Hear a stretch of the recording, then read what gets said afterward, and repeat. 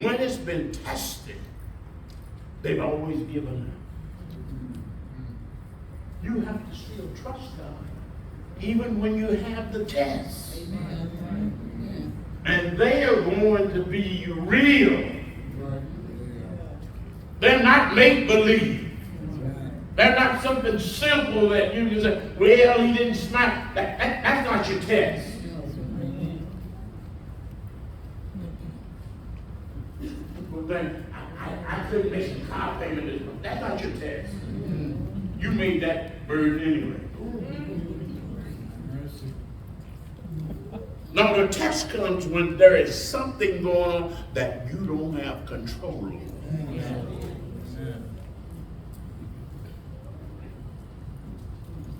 Something that's going on that even though you don't have control over, you have to make sacrifices to make it to the end.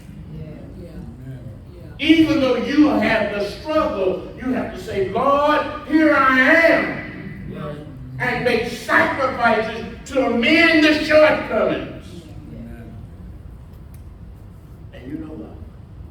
In this day and time, there are not many folk willing to make sacrifices.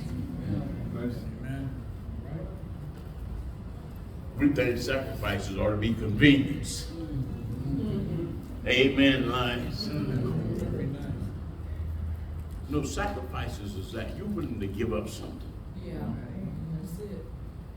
Folk come to the church and bring clothes and, oh, I'm making a sacrifice. No, you ain't making a sacrifice. You can't wear them.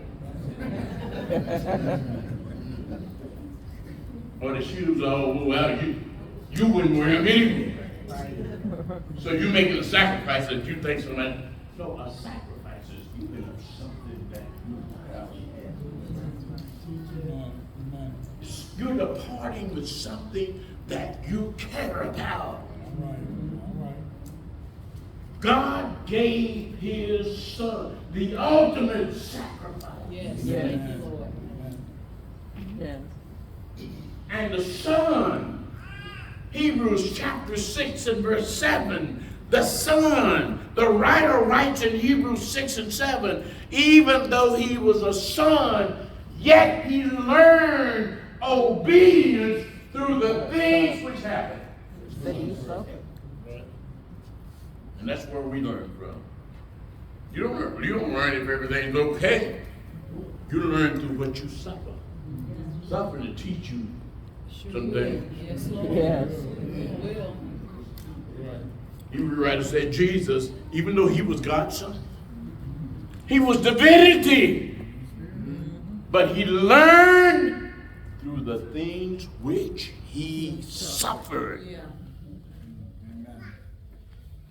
And so when Zechariah wrote, when God spoke to him and he wrote, even though Peter and them had made a commitment, they hadn't learned yet. That's right. So they had to go through some suffering